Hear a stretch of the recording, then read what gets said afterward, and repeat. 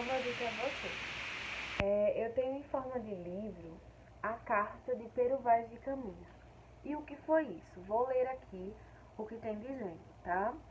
A carta de Pero Vaz de Caminha é considerada a certidão de nascimento do Brasil.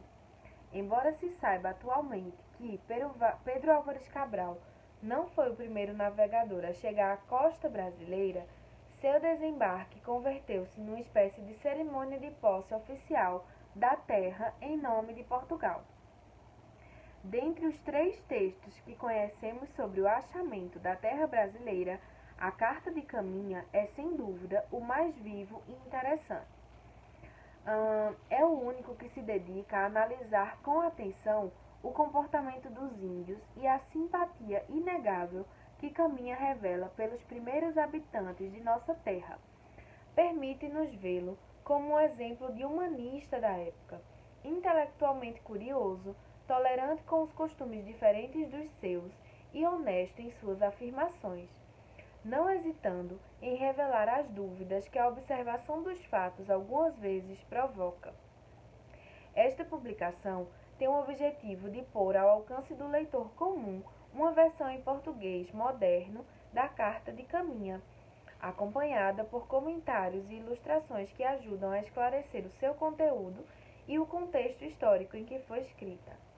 Então, essa daqui é a carta de Pero Vaz de Caminha, contando como foi, como é que as navegações chegaram, por que vieram parar no Brasil, o que encontraram assim que chegaram aqui na época.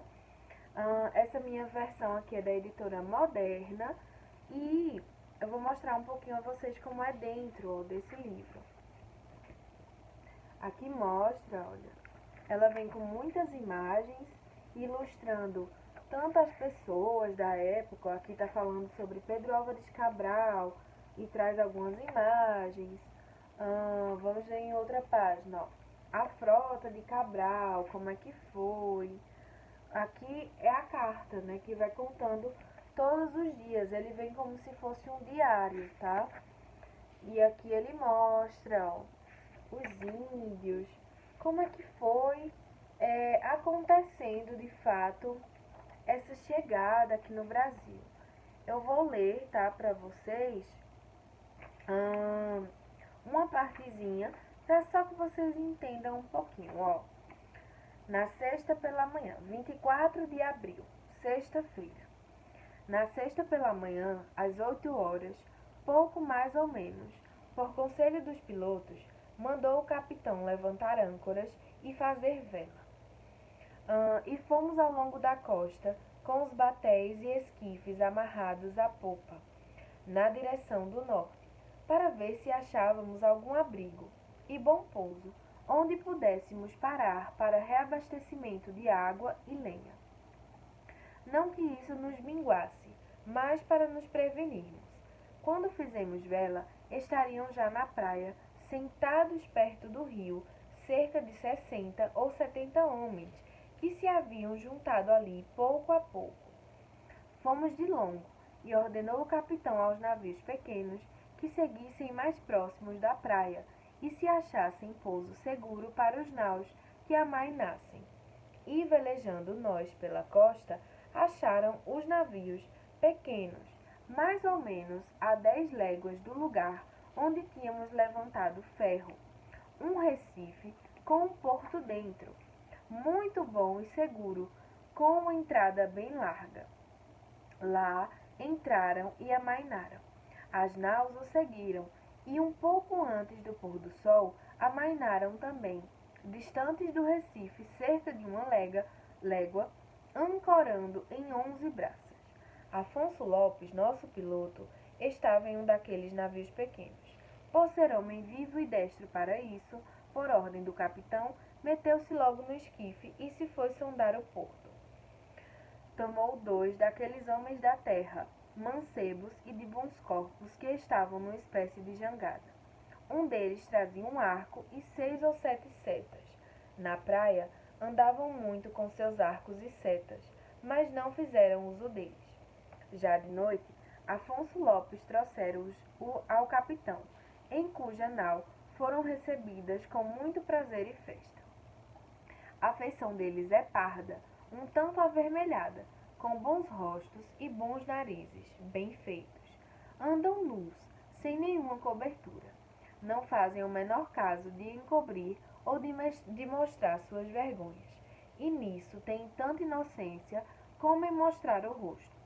Ambos traziam o lábio de baixo furado e metido nele seus ossos de verdade, brancos e do comprimento de uma mão travessa, da grossura de um fuso de algodão, agudos na ponta com o furador, mantendo-nos pela parte de dentro do lábio. E a parte que lhes fica entre o lábio e os dentes é feita como uma torre do jogo de xadrez, estando ali encaixadas de tal maneira que não os machuca nem os atrapalha no falar, ou comer, ou beber. E aqui, ó, vem trazendo uma ilustração disso aqui, de tudo que ele está contando, ó. Essas perfurações na boca e tudo mais. Os seus cabelos são lisos e andavam tosquiados, de tosquia alta e raspados até por cima das orelhas.